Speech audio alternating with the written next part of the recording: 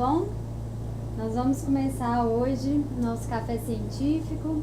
Hoje nós não tivemos a sessão das 3 horas da tarde, a gente tem apenas essa sessão, que é com o professor Guilherme Lage, da Escola de Educação Física aqui da UFMG.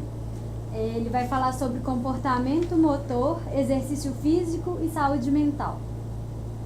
Professor Guilherme, eu vou fazer uma breve introdução, depois ele se apresenta pessoalmente.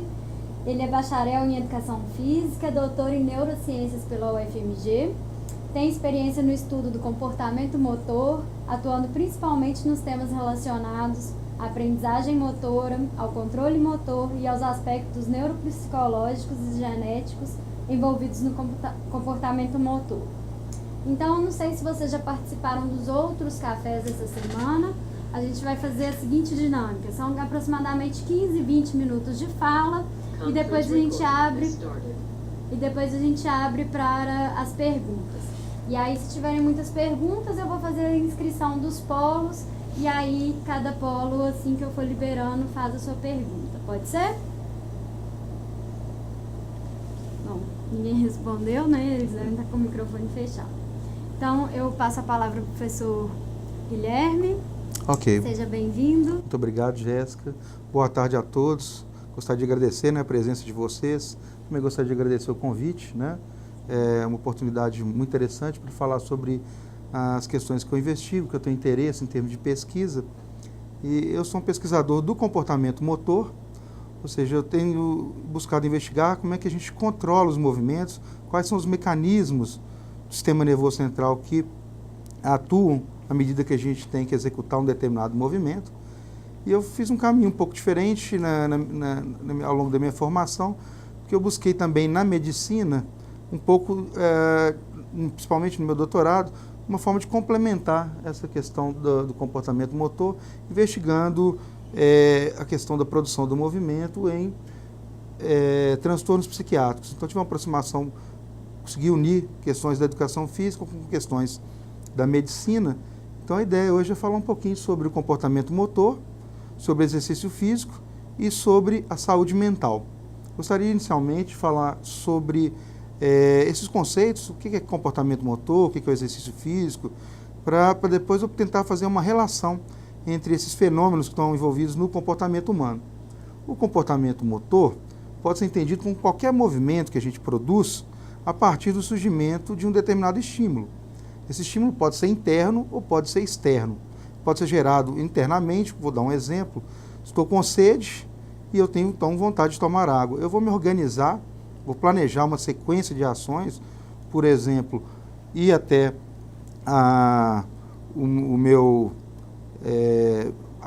perto da pia, pego um copo, desloco até próximo ao bebedouro, eu ligo, posiciono o copo, ligo, viro a chavinha, encho esse copo de água e depois eu direciono ele à boca. Houve um estímulo externo para poder gerar esse tipo de comportamento motor. Foi gerado a partir de uma informação, de uma vontade, de uma intenção que eu tinha, que era interna. Existem outros tipos de movimentos que são gerados a partir de estímulos externos. Por exemplo, estou jogando uma partida de futebol e algum companheiro meu passa a bola. A partir do surgimento desse estímulo, a bola que chega e se aproxima, eu vou ter que processar algumas informações. Por exemplo, fazer uma relação da minha posição do meu corpo com essa bola, a velocidade de deslocamento dessa bola, o posicionamento dos meus companheiros de time, os adversários, por exemplo. Então, eu tenho que identificar esse estímulo, perceber a situação. E a partir dessa percepção, eu tomo uma decisão sobre o que eu vou fazer. Por exemplo, se eu vou usar a perna esquerda ou a perna direita, se eu vou dominar essa bola, eu vou passar ela para um determinado companheiro. Então, eu tenho que tomar uma decisão frente a esse estímulo. E a partir dessa decisão, eu busco comandos motores que estão armazenados na minha memória para gerar atividade elétrica naquela musculatura e aí eu tenho um movimento acontecendo. Então, basicamente, nós temos a possibilidade de gerar comportamento motor via estímulos internos e estímulos externos. Já em relação ao exercício físico, é interessante a gente separar, diferenciar atividade física de exercício físico. Normalmente a gente usa esses dois conceitos como sinônimos, mas dá para distinguir um pouco mais, porque atividade física seria qualquer tipo de movimento que a gente produz que eleva o gasto energético, nosso gasto calórico, acima daqueles valores de repouso. Então, por exemplo, comparando o meu gasto energético deitado com uma caminhada que eu faço à padaria para comprar um pão, por exemplo, estou fazendo uma atividade física, já que elevou meus gastos calóricos acima daqueles basais, aqueles valores que eram de repouso. Então, lavar um prato, por exemplo, é uma atividade física. Varrer uma casa é uma atividade física. E existe um tipo de atividade física que é mais específica, que é o exercício físico. Então, o que seria o exercício físico? É qualquer tipo de atividade física que é voltada, tem uma meta, tem um objetivo mais específico, que é para melhoria da aptidão física, do condicionamento físico da pessoa. Então, normalmente, esse exercício físico é prescrito, e prescrito por um profissional capacitado, como exemplo, o próprio professor de educação física. E nós temos aí dentro dos exercícios físicos diferentes objetivos. Por exemplo, eu posso objetivar a melhoria da capacidade de resistência. Então, melhoro minha capacidade cardiorrespiratória. Eu posso também pensar na melhoria da minha flexibilidade. Buscaria uma aula de alongamento, por exemplo. Ou uma questão interessante também em relação ao exercício físico, trabalho de força. A musculação permite melhoras em relação a esse aspecto. Então, só para pontuar, todo exercício físico é uma atividade física, mas nem toda atividade física é um exercício. O exercício físico é importante a gente pensar nisso, porque ele é prescrito com um objetivo específico de melhoria do condicionamento. E isso vai ter um papel importante, uma consequência na questão da saúde mental. E o último conceito é da própria saúde mental. Esse é um conceito muito amplo, não existe uma definição própria para esse conceito. A própria Organização Mundial de Saúde não define de forma fechada esse conceito, mas é um termo que pode ser aplicado à análise de diferentes qualidades das funções mentais. Então, por exemplo, em relação à cognição, a capacidade que o sujeito tem de processar as informações, né, as experiências, as vivências, o conhecimento que ele tem. Então, nós temos aí, em relação às funções mentais cognitivas, a capacidade de planejamento de nossas ações. Lembrando que eu tinha falado anteriormente em relação a todo aquele passo a passo que eu criei para tomar uma água, né, que é um gesto aparentemente simples, tem todo um planejamento que ele pode seguir um determinado caminho ou outro de acordo com como eu me organizo. Um outro aspecto ligado à saúde mental, a qualidade da tomada de decisão que a gente tem. A capacidade de atenção que nós temos, manter essa atenção focada em determinado aspecto e não se distrair tanto, por exemplo. São questões interessantes ligadas à função cognitiva em relação à mente. E tem outros aspectos interessantes também, que é em relação à questão afetiva. Por exemplo, o nível de humor da pessoa. Sujeitos mais depressivos têm um humor mais baixo, né? Ele tem uma dificuldade, por exemplo, uma certa apatia, uma dificuldade em ver as coisas positivas. A luz no fim do túnel nunca aparece para esse sujeito. E, por outro lado, no outro extremo, você tem a mania, uma pessoa que é super excitada, ela tem os pensamentos dela são mais positivos, a forma como ela enxerga as coisas, às vezes, até um pouco acima do que seria esperado no normal, e isso está relacionado à função mental. E todas essas funções mentais, elas são de alguma forma associadas ao comportamento motor e ao exercício físico. O exercício físico, ele é um tipo específico de comportamento motor.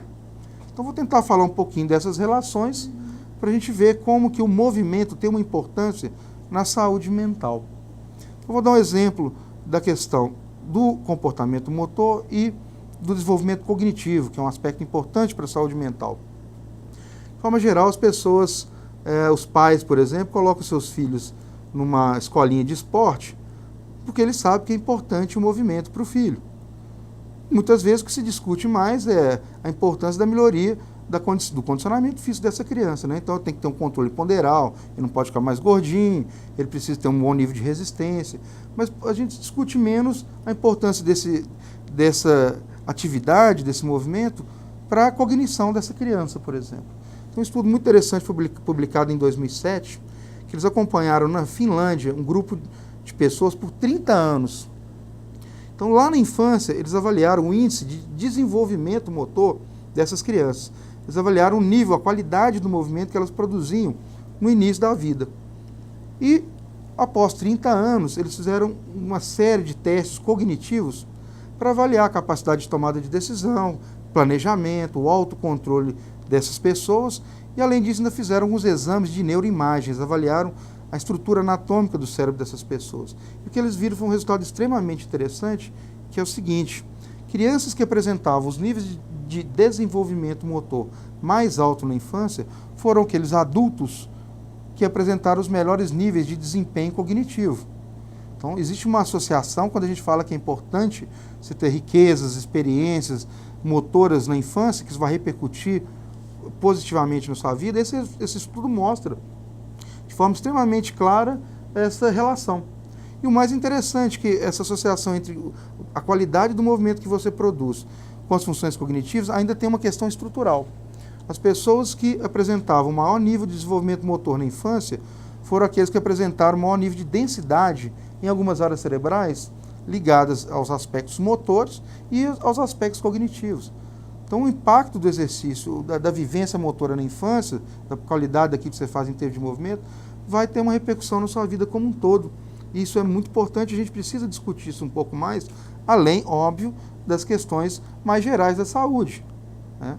Nós discutimos a qualidade da questão da condição cardiorrespiratória, da mudança no sistema endócrino, no aspecto muscular da criança, mas também nós temos que pensar no papel do movimento como um fator que predispõe, que ajuda ao desenvolvimento cognitivo, ou seja, impacta na questão da saúde mental. Um outro exemplo interessante de movimento, e aí vai ter uma relação mais com o aspecto social do desenvolvimento, estudos mostram, por exemplo, que crianças que têm atraso motor, elas são crianças mais introvertidas, elas se expressam menos corporalmente, elas evitam as atividades onde em lugares mais abertos, onde tem outras crianças, onde elas precisam se movimentar mais. E isso tudo afeta, né, a capacidade de relacionar dessas crianças com o meio. Um estudo mais recente, saiu em 2012, ano passado, muito interessante, mostra o seguinte: crianças que têm atraso motor e apresentam desempenho pobre nas aulas de educação física, são aquelas crianças mais suscetíveis a sofrerem bullying. Então, essas crianças ficam mais expostas na aula de educação física e, obviamente, elas ficam mais, existe uma probabilidade maior delas sofrerem, né, com esse atraso motor que elas... Então, é mais um exemplo de como a qualidade do movimento está ligada a um aspecto da saúde mental, que é a relação que a gente tem com o próprio ambiente, como a gente se enxerga, a autoestima que nós temos. Isso tem uma influência muito grande. E falando mais especificamente de um tipo de comportamento motor, que é o exercício físico, que é mais direcionado, né? E aí tem a participação dos profissionais, a terapia ocupacional, a fisioterapia, a educação física, são áreas que atuam diretamente nesse aspecto. Nós temos alguns exemplos interessantes do papel do exercício físico na saúde mental. Por exemplo, no caso dos idosos. Com a avançada idade, há um declínio de várias funções cognitivas. A capacidade de memória do idoso é diminuída. Nós temos a capacidade de atenção também, ela é diminuída. Então, tem vários fatores cognitivos que ele perde ao longo do tempo. E qual que seria o papel do exercício físico nisso? Estudos têm mostrado que o exercício físico ele tende a minimizar essas perdas, reduzir. Então, aquela velocidade do declínio diminui em relação àquele sujeito que se envolve no exercício físico. E qual que seria o papel? Então, o que o exercício físico faz no cérebro desses idosos para que eles funcionem melhor, tenham uma melhor função cognitiva? Então, nós temos bons indícios aí, por exemplo, que a atividade aeróbica, o caminhar, correr, o pedalar, o nadar, tem um aspecto interessante que aumenta a quantidade de sangue no cérebro, leva um maior aporte sanguíneo a esse órgão. E só essa mudança, essa maior quantidade de sangue que chega ao cérebro, já muda a velocidade de processamento dos idosos. Então eles ficam mais rápidos na forma de processar a informação. Isso tem um aspecto importante no tempo de reação deles. O que seria o tempo de reação? Seria o intervalo de tempo que você tem entre o início de um estímulo, como eu falei lá no início, e o início de uma resposta, ou seja, o início do movimento. Aí você pode perguntar para mim assim, será que o tempo de reação é importante para o idoso? Se nós pensamos que os idosos estão mais propensos a quedas, eles perdem no controle postural, na qualidade de equilíbrio deles. Se eles não reagirem rapidamente a esse desequilíbrio, eles podem não se proteger de forma adequada e estão mais suscetíveis, por exemplo, às fraturas. Então, uma boa capacidade de reação é uma forma de proteção para os idosos. E é um fenômeno. Se o idoso, por exemplo, que está sedentário, se envolve num programa de caminhadas, rapidamente ele melhora o tempo de reação dele, que já teria um impacto interessante, importante para a qualidade de vida dele. Num aspecto um pouco mais longo, de forma mais crônica, esse tipo de atividade aeróbia, ela tem uma alteração também na quantidade, na vascularização do cérebro, na quantidade de veias que estão disponíveis no cérebro e a densidade delas, que também, de uma forma mais crônica, muda também a capacidade de aporte sanguíneo para esse cérebro. Então fica um cérebro mais flexível, mais adaptável, né, que processa mais rápido as informações. Uma outra característica interessante do exercício físico para os idosos, altera algumas substâncias que são importantes para a comunicação entre as sinapses, que são os neurotransmissores. Por exemplo, a serotonina está muito associada a essa mudança de humor que eu falei, que ela é importante. Uma pessoa que tem depressão, existe uma associação muito grande. A pessoa depressiva tem uma baixa de serotonina no cérebro. O exercício físico, programas de 8, 10 semanas, já mostram alterações na modulação desse neurotransmissor, o que teria como impacto a melhoria do humor desse sujeito. Então, seria mais uma das vantagens aí do exercício físico para a saúde mental, no caso desse exemplo dos idosos. Um outro aspecto interessante do exercício físico é que, até 20 anos atrás, achávamos que o cérebro adulto ele era estático, ou seja, ele já se desenvolveu e o que a gente tem a partir daquele ponto é somente perdas, não há uma regeneração, um surgimento de novos neurônios. E mais recentemente a gente tem entendido que em determinadas áreas específicas do cérebro, somente a área do hipocampo, que está ligada à memória, a gente consegue produzir novos neurônios. E um fator que predispõe a esse surgimento de novos neurônios é o próprio exercício físico. Então o exercício físico teria um papel na neurogênese, na formação de novos neurônios no hipocampo. E isso teria um impacto positivo nas funções de memória desses idosos. Uma outra função, estou citando várias, né? Estou tentando vender bem o peixe aqui do exercício físico. Um outro aspecto interessante é que o exercício físico ele altera o nível de algumas substâncias, uma delas se chama BDNF, e essa substância, junto com uma outra que chama IGF-1, que é o fator de crescimento tipo insulina, aumenta a longevidade desses neurônios. Então você teria um tempo maior de vida dessas células no seu cérebro, que teria um impacto, né, muito positivo para a cognição dos idosos. E por fim, exercício físico também aumenta a quantidade de conexões entre as sinapses, aumenta o que é chamado de sinaptogênese. Em última instância, isso não é nada mais do que aprendizagem. À medida que você faz exercício físico, você aprende coisas novas, isso é importante para a saúde mental. E tentando falar um pouquinho mais especificamente das questões psiquiátricas, né? Estudos têm mostrado que o exercício físico seria um coadjuvante ao tratamento farmacológico. Obviamente não substitui o tratamento com medicamentos, mas teria um papel importante, porque todas essas funções que eu falei anteriormente, elas também estariam presentes no cérebro de alguém que tem um determinado transtorno. Então, programas de caminhada de 12 semanas, 10 semanas, 8 semanas já tem um impacto positivo no nível de humor de pacientes que têm transtorno afetivo bipolar. Então, aqueles sujeitos que são mais depressivos, eles melhoram, né, o nível de humor deles a partir do engajamento nesse programa de treinamento. A grande dificuldade é você tirar uma pessoa que está em depressão, né, de casa ou da cama para poder se engajar num programa desse. E acho que talvez o melhor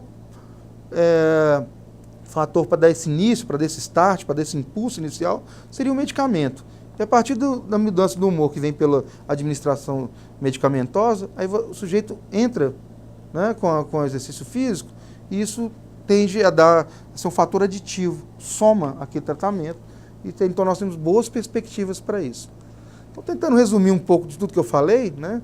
Estou tentando mostrar que o movimento, às vezes, ele é mais negligenciado, a gente pensa mais no aspecto social, mais no aspecto cognitivo, mas o movimento também tem um papel importantíssimo para a saúde mental, e ele vai impactar, sim, né, no desenvolvimento humano como um todo, e é um fator que a gente precisa estar sempre atento quando se discute comportamento humano, quando se discute saúde mental, mais uma das dimensões e nós não podemos deixar ela de lado, né? Tá, gostaria de agradecer. É isso. Que ótimo, professor. Agradeço a Obrigado. fala. Foi muito esclarecedor em diversos pontos. Tenho muitos comentários a fazer, mas primeiro eu vou abrir para o pessoal dos polos. Quem gostaria de se inscrever para fazer algum tipo de pergunta? Montalvânia? Montalvânia? Isso. Ok, pode falar. Doutor, eu trabalho aqui em Montalvânia com capoeira. E eu tenho um aluno que ele tem síndrome de Down. Eu gostaria de saber se ele precisa de algum tratamento especial, se ele pode estar tranquilo, se ele pode fazer as atividades físicas normais ou se eu tenho que ter algum cuidado com ele. Sim. Qual que é o seu nome? Patrick. Ô Patrick, essa pergunta sua muito interessante, obrigado. Em relação à síndrome de Down, tem uma característica muito específica, não relacionada diretamente à questão mental, mas é uma questão mais anatômica. É muito comum nas crianças, nos adolescentes com síndrome de Down, ter uma certa instabilidade numa articulação, bem na junção do pescoço com a coluna, que chama... tem um tempo que eu não falo sobre isso, deixa eu lembrar, que é a vértebra, se não me engano, atlanto-occipital. Depois você busca isso na literatura, mas existe uma instabilidade nessa região do pescoço que faz a conexão com a medula. E isso, quem detecta se essa estabilidade está presente ou não, é o médico. Então, antes dessa criança se envolver em qualquer atividade, é interessante que você tenha o aval do médico, ele faça essa análise, e aí, se não tiver essa instabilidade, essa criança pode fazer qualquer coisa. Por exemplo, um rolamento, né? Não teria nenhum problema, nenhum risco para ela. Agora, se ela apresenta essa instabilidade, vai haver muitas restrições para, por exemplo, essa questão do rolamento, se alguém faz a natação, aprender a fazer a entrada, né, o salto, seria um risco, apresentaria um risco maior.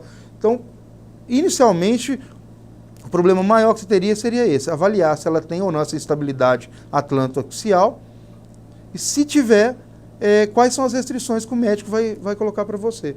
Algumas atividades de maior impacto, onde a cabeça sofre mais impacto, teria uma restrição para essa criança. Agora, no aspecto cognitivo dela, no aspecto social, a gente sabe que os efeitos são extremamente positivos, né?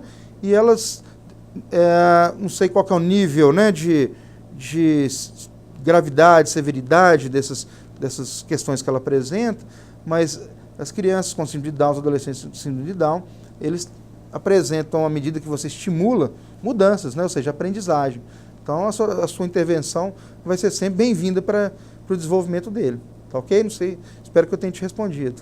Então, vamos para a Várzea da Palma. Boa tarde, meu nome é Iana, sou assistente social aqui do CRAS de Várzea da Palma. E a equipe aqui está com uma pergunta a fazer.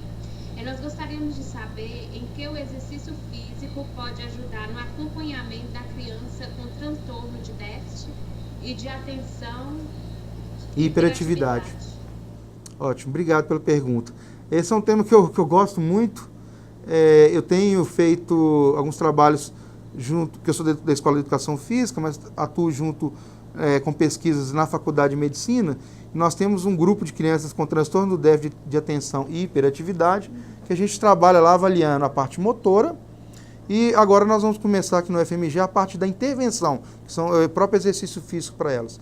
Uma questão interessante quando a gente pensa em crianças com transtorno da atenção e hiperatividade é o seguinte: a literatura mostra que, em média, cada 2 crianças com TDAH, uma apresenta atraso motor, uma tem problemas motores. Então não é só a questão da desatenção, da hiperatividade, da impulsividade, isso reflete também na qualidade do movimento que ela produz.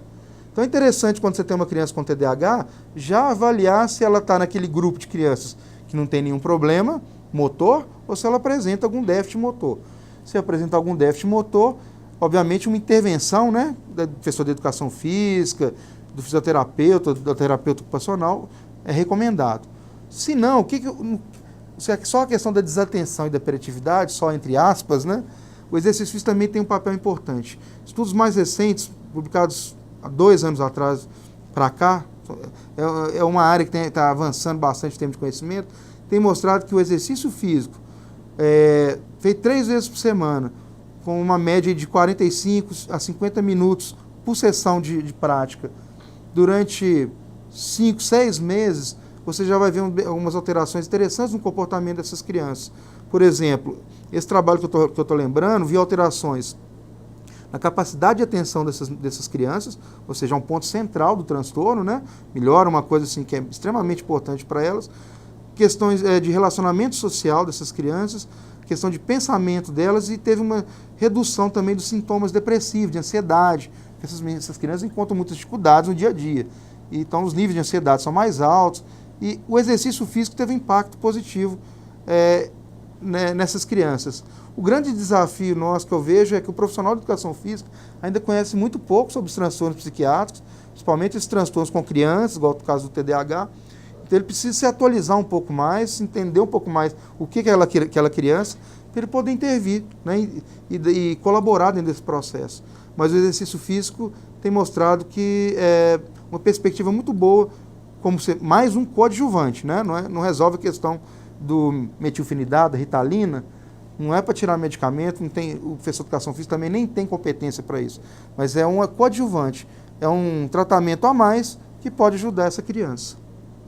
Boa tarde, professor. Boa tarde. A minha pergunta é a seguinte: existe um exercício físico mais indicado para indivíduos portadores de diabetes e para pessoas com sequelas de AVC? Essa é uma pergunta boa. A questão da sequela de AVC vai depender muito da capacidade funcional da pessoa, né? Então, não dá para generalizar e falar assim, um tipo de exercício vai ser o ideal para todos. Eu tenho um exemplo em casa, que minha mãe teve AVC. Então, ela tem um comprometimento muito grande, assim, de membro superior e de braço esquerdo. Então, algumas atividades para ela, por exemplo, hidroginástica, ela não consegue executar. Mas o trabalho aeróbio na bicicleta para ela é muito bom, porque ela está apoiada, ela não tem problema de desequilíbrio, igual numa esteira. Então, a questão essa lógica de que tipo de exercício você pode aplicar a alguém que tem uma sequela de AVC, é interessante pensar assim, na pessoa que já teve esse problema há mais tempo, né, o quadro já é mais crônico, que a atividade aeróbica é importante para ela. Tá? O trabalho de força também é importante. Agora, esse trabalho tem que ser muito específico, né? Tem que ser feito controlado, como eu falei, a questão do exercício físico, que tem alguém que prescreve, alguém que conheça bem as limitações dela e quais são os potenciais dela, porque ele vai bolar exercícios de força para melhorar essas questões que estão um pouco disfuncionais, que não estão funcionando bem com ela. Agora, no caso de diabetes, o trabalho aeróbico, por exemplo, que eu falei, a caminhada, a corrida, tem um papel importantíssimo no tratamento do diabetes, que vai ajudar no controle ponderal, né, no controle de peso desse sujeito. Tá? Então, se eu fosse elencar assim, qual que é um tipo de exercício físico que é muito importante para quem tem diabetes, atividade física aeróbica seria o carro-chefe desse programa. Mas, obviamente, tem os outros aspectos da aptidão física que você não deixa de fora. Né? A parte de força, a parte de flexibilidade. Isso compõe, né, um quadro de bom condicionamento físico. Mas se eu fosse falar assim, qual que é o carro-chefe? O trabalho aeróbico seria importante para essa pessoa. Bom, pessoal, então é isso. Eu agradeço, professor Guilherme. Eu que agradeço. Obrigado pela participação de todos. Foi ótimo, muito Também esclarecedor. adorei. Espero que vocês também tenham gostado. Agradeço o público, aos coordenadores de polo, a Secretaria também de Ciência e Tecnologia, que permitiu esse espaço, e ao FMG aqui também, o LCC, que cedeu essa sala de videoconferência para fazer essa conversa.